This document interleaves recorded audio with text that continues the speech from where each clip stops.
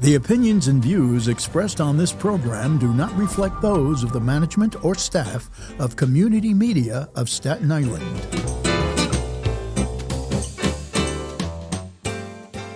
Welcome back, folks, to another podcast of the Good, Bad, and Indifferent. I'm Reuben Warren, along with Dave Frankel. And Mike Axelrod. And we're back to have some fun, maybe, and discuss some topics that hopefully will be of interest to everybody. Mm-hmm. And one of the topics that came to mind, to my mind anyway, has to do with the fact that I was not aware of this, but Costco happens to have a sample policy. Mm-hmm. And it has to do with where they outline the fact that children are not allowed to take samples on their own. They have to be accompanied with an adult. That was a good one. And that you also should not be rude, to people that are around you, that you should wait until they put the food out. And I was just wondering if you've ever come across, did you know that Costco had a sample policy? I never knew that. No? Yeah, never knew that. No? But they must have had enough. Mike can fill you in on the levels of membership first. Well, I know there are levels of membership. That might have been. But I know, just as an aside having to do with the samples, I didn't know that there was a sample policy per se. However, a number of years ago, I was at one of those stations and I was waiting for them to put the samples into a bowl. And I stuck my hand as the woman was putting the food into the bowl. I didn't know that you couldn't put your hand into the bowl, and I stuck my hand in there. No, you're a goner. And the woman was not. She did not have a good look on her face, and she took that whole bowl and dumped everything into the garbage. And she said, "You're not allowed to take the food out of your bowl. That's why we wear gloves. And from the bowl, we take the food and put it into the little thing." And she's got a point. Well, obviously, she had. I did not know. Yeah, well, that's I guess for sanitary right. If they would feed you at home the way you're supposed to. However, though, when you go up to those sample stations, sometimes you can't even get near the tray. There are so many people around, and the food hasn't even been put out yet. But I guess people are into chicken teriyaki and fried shrimp. That's why they need order there, and they need certain rules. I think, I've never seen those little coleslaw cups that you get in the deli. I've never seen a smaller cup as they have. They have the smallest cups samples in the world at Costco, and the food they'll take like a little cracker the size of your fingernail and break it into like 7 parts and put each little part in one of those cups.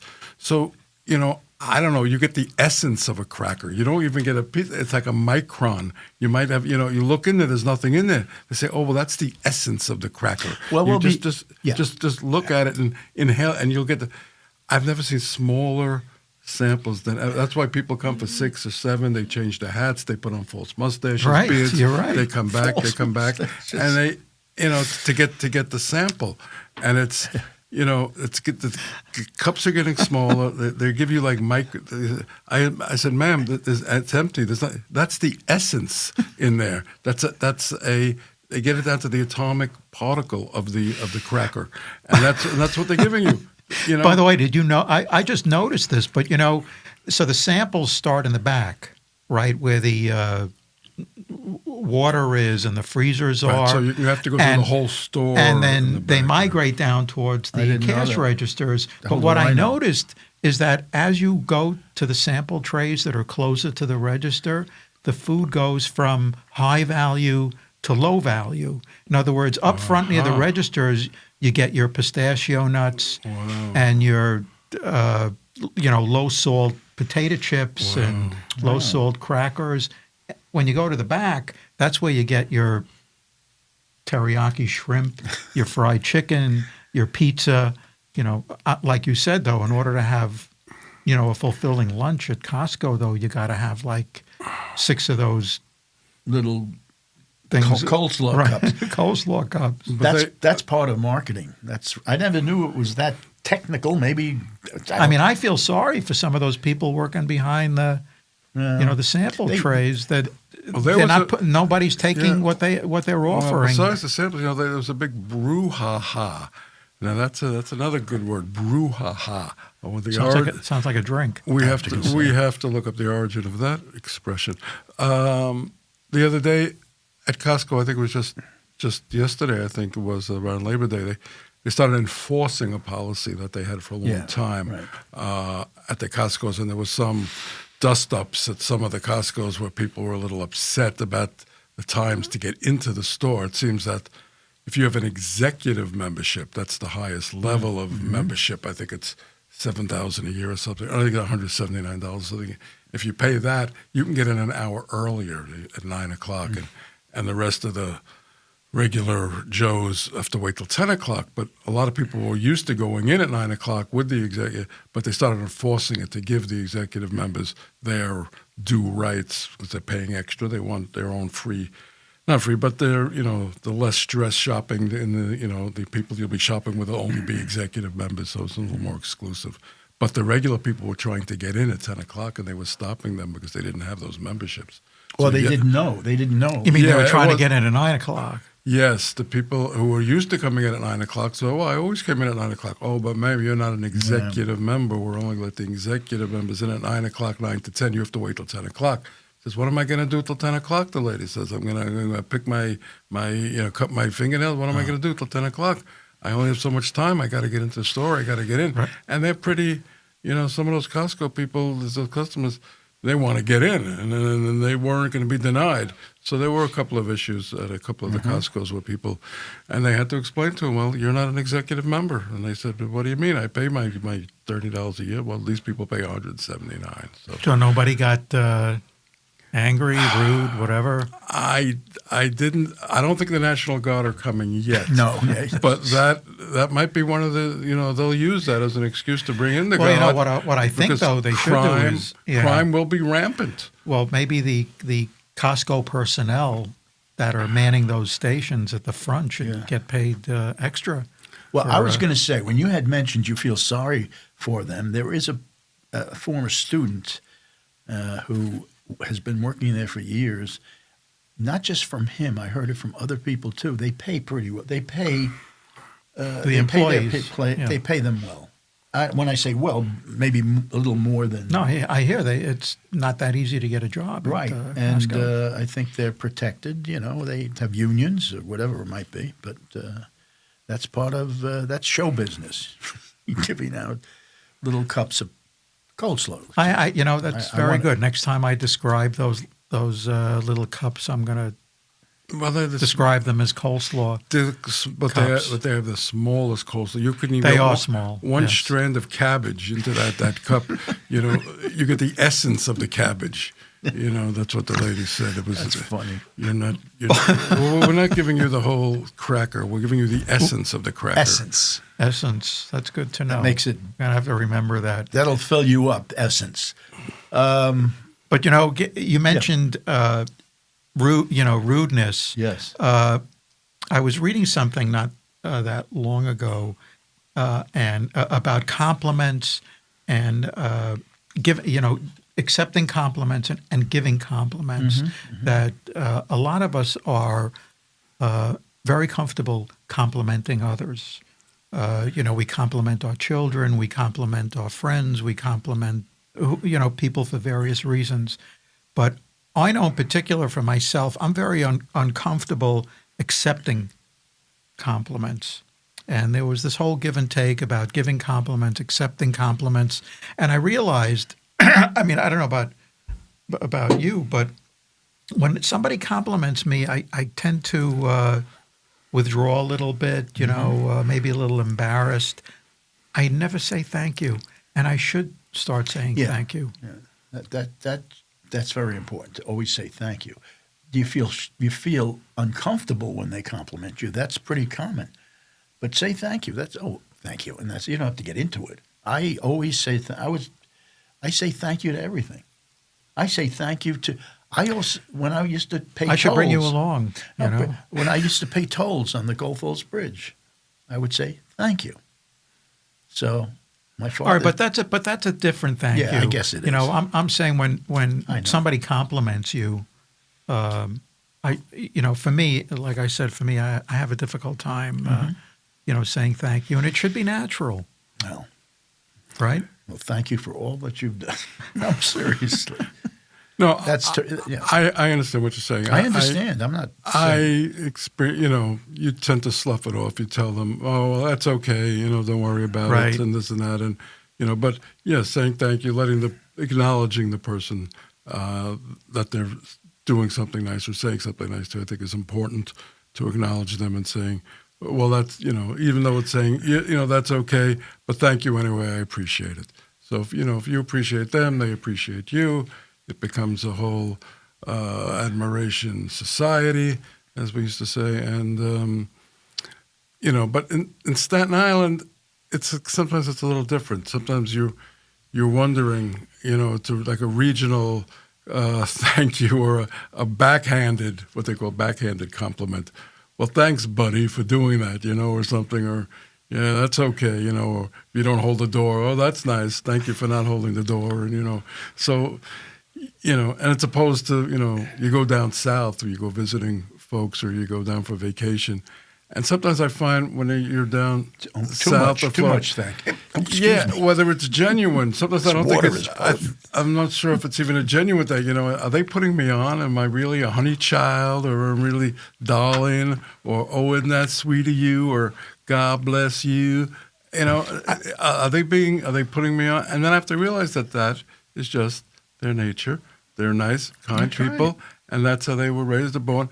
But coming from up here, as they say, sometimes we're not sure what a compliment is. Sometimes. Well, you have a point. It's possible that maybe in this part of the country, we're just not accustomed to hearing that as often as we should. Being complimented, saying kind things. And I think that's unfortunate. You're right. You go down south, you go to the Midwest, you do hear a lot more positive words being used in conversation, towards other people. But again, part of the this business with accepting compliments, we shouldn't be intimidated by saying thank you if we are complimented. You did a good job, or thanks for visiting me, or thanks for saying such kind things. In the past, I'm gonna be more forward in terms of accepting it and saying Just thank you. Thank you would do it. That's all you have to do. I can't believe you didn't. All these years, you're close to 30 years old, and you're close to 32 years old. Plus. And you never said thank 39. you? 39. Okay. Yeah. Oh, I'm sure I've said thank you but you didn't, on occasion. I know what you're saying, though. But more often than not, if somebody said something polite to me, it would, I don't know, I would feel embarrassed. Okay. I guess that's the word. That it wasn't necessary, instead of just saying thank you. I just want to say one thing. Only one. Believe me. Can we get that in writing, Dave? Only one thing? There they go. There they go. Thanks, Thank you. Thanks for nothing. Thanks for nothing. I was in. That's I a want to tell you compliment. something. I was in the hospital a few times, but thank God everything's okay. And when I was umpiring, and remember you came in, Right. he came and visited me in the hospital. I don't even know how he knew. I guess you knew from something, but it was terrific. And I was very, very pleased. And I had to say, I don't know if it embarrasses you, I can't believe you came. That's so nice of you. Thank you. I mean, because I was so surprised. And then that tells me about you a little. Well, thank you. Thank you. There you go. Oh, we finished with this. Hey, yeah. What else do we have here? So we're on this topic of, I know I mentioned rudeness. Rudeness. Yeah, it brought to mind something. Maybe it's just me, but I find that the younger generation doesn't have as much respect for older I agree people with you. than I remember I was, growing up. What comes to mind in particular, when I was working, I used to, sometimes during the summer, I would take the ferry home from Manhattan, and then I'd get on the bus.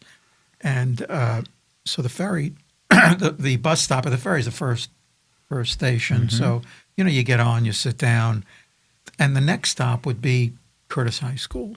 Oh, yeah. Right? You get 50 kids coming up on the bus. Oh, I did that. And they would sit wherever they wanted, right? They'd sit in the first seat, the first couple of seats in the front. And those seats are all designated for handicapped or elderly people. Anyway, so the next couple of stops, people would come up. I would see pregnant women come on the bus, elderly people come on the bus, and the kids would never get up to give them a seat. And I used to, so I would give, if it was a pregnant woman, I would get up. Me too. Not that I was a young kid, but I would get up and give the person a seat. And those teenagers didn't blink an eye. Nothing. Now, I've seen that not just on buses. I've seen it in other situations, in subways. And I just wonder,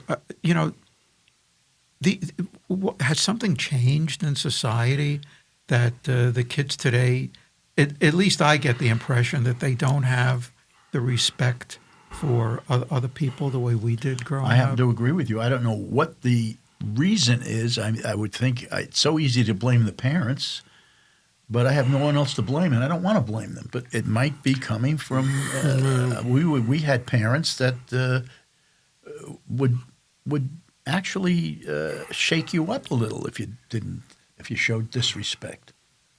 No, My father would say on the subway when I was a kid, "I'm getting up and you'll get up with me." Something like that, because the subway was crowded, and give a woman a seat. That just was natural. What do you think, Doc? I don't know. The buses are a world of their own, and teenagers are a world of their own, and it's been that way forever. I remember as a Me too. when I was 10, 11, 12 on the bus, I wasn't popping up giving my seat away. I don't know. Maybe I wasn't. Yeah, I know. Thank you for that. Thank you for the tit. That's very nice of you. Thank you very much. I appreciate that. See how we can. I could take a compliment very easily, but it's a thing that's been around forever. Kids are going to be kids. Teenagers are going to be teenagers. Yes, holding the door for somebody in a department store. That's a big one. Man. If you're going out and you hold the door, the person's coming behind you. Yes, that's a different thing. If you're in the mall, you're holding the door. Somebody holds the door for you in the elevator. You put your hand. Those are different things. But buses are really kind of hard to.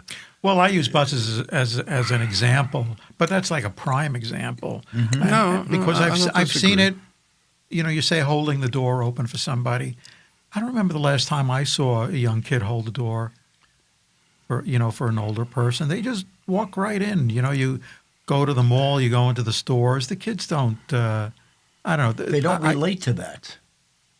I don't know why, but I don't know why that is. Yeah. These kids, like you said, they're children of adults. Yeah, right. Right. So, and I'm sure that their parents have not brought them up like that. Now, maybe it's because they're with other kids. So it's a way of it's a more of a group thing at that point. It's very similar to when we during my teaching years, we'd let the kids out at 3:00 and there'd be rumors of a fight outside. So we went to the bus stop, and we'd find kids out there who were the nicest kids in the world, but they wanted to be part of that fight. And I found out that if there are certain boys involved and certain girls involved, they would use that as a way of showing off, they wanted to be strong, and you don't have to worry. The kid wanted to be part of a group. It's a group thing. Now, there might be some of that with not wanting to be seen as, being part of a group that's going to go out there and be strong and fight. Maybe. Did I lose you? No, it's possible. Like I said, I happen to recall the incident with the bus. Mm. So, yeah, when you get 20, 30 kids that's coming on at one time. Right. So maybe it is a group thing. I think it is. One kid doesn't want to be seen as soft. You got it. You said it right. So that's possible. And another thing, you talk about buses. But by the way, samples at Costco, you get kids running up to those sample stations. Well, that's why they they could stopped care it. less if there are adults behind them. They don't care. That's what I'm saying. That's why they probably did that. I want to just bring one more thing with the buses. My friend Bob told me that he takes the subway, he takes the bus, and when he sees people go on the bus and not pay, that's a big thing now. There's some people who've gone on the bus and they're trying to do something about that. I don't exactly know what they can do. Kids, since they changed it, there's no more put the money in the thing and Right. I don't Right. know. Now you, They just get on the bus. And that's not new. get in on the back door and get out of the back door. Yeah. But there's more of it. Oh, there's more? Yeah. I don't know. Bus culture again. That's a whole. That's a maybe different thing. That's a whole different ballgame. We're, I see people in their 20s and 30s being more polite, I think, than they were when I remember being in my 20s and 30s. That's good. They give up seats. They offer seats. They offer things. They're more cognizant, I think, of us being older folks or offering chairs. I've seen older folks offer even older folks chairs to get up on the buses. A man in his 60s will get up and say Right. to one in their 80s to sit Correct. down. I've seen And that. even people in their 20s will get up if they see somebody in their 60s or 70s That's get on. terrific. People in the 20s. But when you're talking about teenagers and 12, 13, 14, Yeah, that's a little 15-year-olds, that's a different world. And, you're on your own. If you expect something from a 12 to 14 or 15-year-old, you're lucky. Right. You'd be lucky to get one in a couple of hundred. And I don't blame them. That's a whole thing. They're not grown Maybe up. I'm holding them to too high a Yeah, they're not grown standard. up. kids? Huh? Yeah, the kids, They're the not teenagers. grown up. They're not. He's right. Mike's right. At a certain age, maybe at 17 or 16 or 18, when you're a senior in high school. I mean, I remember I went to Curtis High School, and we would go down to the bus. Well, I just mentioned Curtis but only that's because true. it was No, but it was. right I there. remember, and they'd be bullied. Big kids would come up, and you'd stand in line. They'd get right in front of you. Oh, Matter of fact, I've seen many fights. they bully each I've other. seen that. Yeah, certainly. Where you get a lineup, Yeah. to get on the bus, Right. and a couple of kids come along. They don't just- go to the end of the line. They just go They right just to the right front. in, and you want to belt them one. I hate to, but I got to think twice about that because I don't want to get knocked on my can. But I remember a couple of serious fights, and the next day there was the St. George precinct was down the block. Right. There'd be cops at the bus depot. So listen, should we get into some of these? How much time? Oh, sure. Yeah, but how much time do we have on you? We have Plenty we still of have, time. we got plenty of time. What do you want to get into? Yeah, let me just. They're not going to throw us out yet. What do you want to get into? Okay, let me just do this. Oh, excuse me, I hit the mic. Sorry, Mike. Here we go. These are very interesting. These are entertaining Hollywood movie facts. Factoids? Factoids, I guess you can call them. Factoids. For instance, in The Godfather, 1972, John Marley's scream of horror in the horse head scene was real, as he was not told that a real horse head, which was obtained from a dog food company, was going to be used. So that scream Was real. was not staged. I thought it was. I kind of part remember that it was a real horse head. I Okay. remember It reading looked like that. one. Oh, No, the definitely- horse head was definitely real, real. but they didn't tell him what was going to be under Right, those covers. Right, exactly. Okay, so I mean, could you imagine I not only going to screamed, bed and you pull back the covers and oh my God. there's a real horse head there, Well, and you wonder, after- what did I do wrong today? Dave, how long have you been married, Dave? 39 years, Oh, okay. 40 years. All right. Oh. Yeah, Are so you, are, I think are, you, Go ahead. are you ever surprised in the morning when the covers go back? And And see a horse head? no, What are you trying to say? Tom? never mind, Dave. Okay, never mind. we'll never talk mind. later. Yes, I have a person you can see. Listen, we both. So it's, We are know you, this. Are you ever surprised in the morning? That's what I want to know. yeah, sometimes when I Okay, good. and we'll be back right now. Here's what we're going to do. I just want to do a few more of these. Some of these are very good. The smallest. See, there's my.